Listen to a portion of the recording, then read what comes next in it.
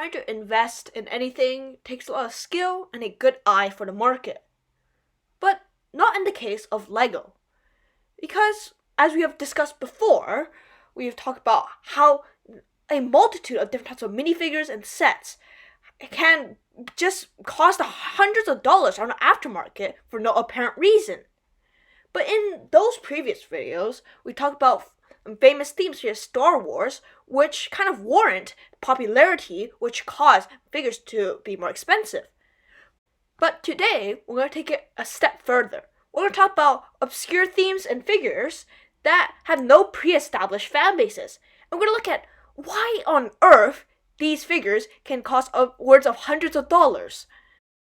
And in order to talk about that, we need to first talk about a goat. A specific Lego goat that only came in one Kingdom set particularly. Now this goat doesn't have really anything special. On face value, it just is a white goat with some brown patches. Nothing really out of the ordinary. But if you see the price of this, is that it can go upwards of hundreds of dollars. Now why is this? It all comes down to the fact that Lego themselves said that the mold for making this goat was destroyed. So this particular type of goat would never be produced ever again. Now, to any normal person, they wouldn't care because goats are definitely not on their priority list as to something that they need to get. But to the specific niche type of Lego fans, they went crazy, alright? They went to frenzy and just jacked up the price of this for no apparent reason. It was almost as if these Lego sellers wanted to take advantage of the situation and just to tell people that it is artificially quote-unquote rare now. Now, oh yes, you can never get this goat ever again. This is why you need to pay $100 for this. And any respect I had for Lego investors before is now completely gone, okay? We have completely jumped into the deep end of they're expensive just because they are. You can no longer say that, oh, that figure or that set is desirable, which is why it's expensive. No, even the most obscure things like a goat can be $100. And on the topic of weird animals that are expensive for no reason, we come to the topic of these baby dragons from the Lego Elves theme.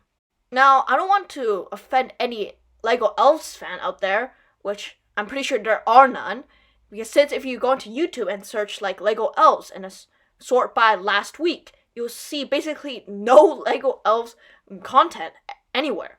So, we can simply say that this is a dead theme, right?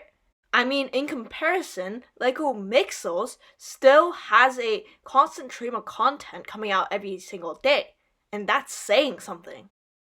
But then we look at this baby dragon from that theme, and we see that it sells for upwards of like $50. And for reference, a Lego Dewback from the Star Wars Mos Eisley Cantina, which first of all is a super popular theme, second of all it's a $400 set. That Dewback was only $25, and this random tiny one-piece blue dragon is $50.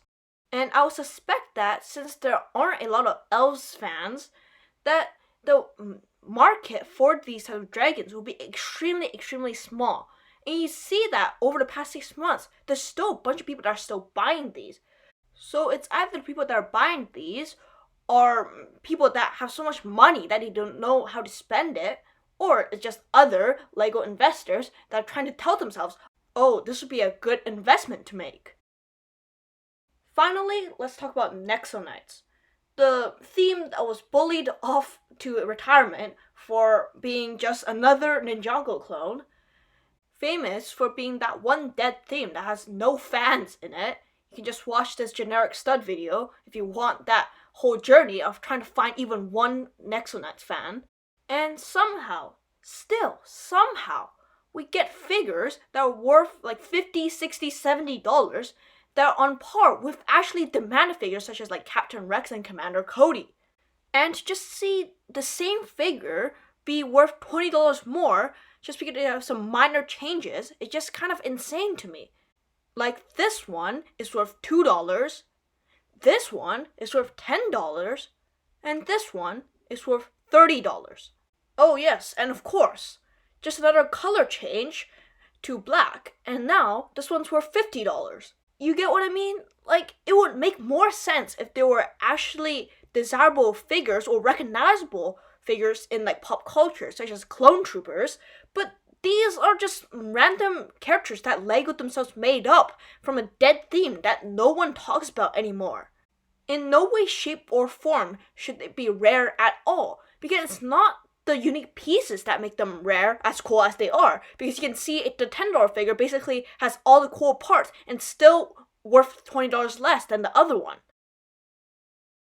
People keep saying that the market is eventually gonna burst because everyone's just gonna be keeping these sealed set in boxes and just selling them to each other. And I used to agree with this, but after seeing this, I have basically lost hope because the prices are just gonna keep on going up and up as long as people are making money, which obviously, somehow, they are, by just selling to another investor who's gonna sell back to another investor who's gonna keep on the cycle going and going forever and ever. So, what can we do to stop this? Well, really nothing. Because as long as these people are making their money, they're gonna keep on doing it. So in the future, if someone wants to just buy a goat, like casually, just to finish their collection of like farm animals, they're not gonna spend hundreds of dollars just to buy this goat. They're just gonna say, oh well, alright, I'm not gonna have a goat then. In conclusion, LEGO investing and scalpers are gonna doom us all. Like and subscribe, and watch my previous video, link in the description.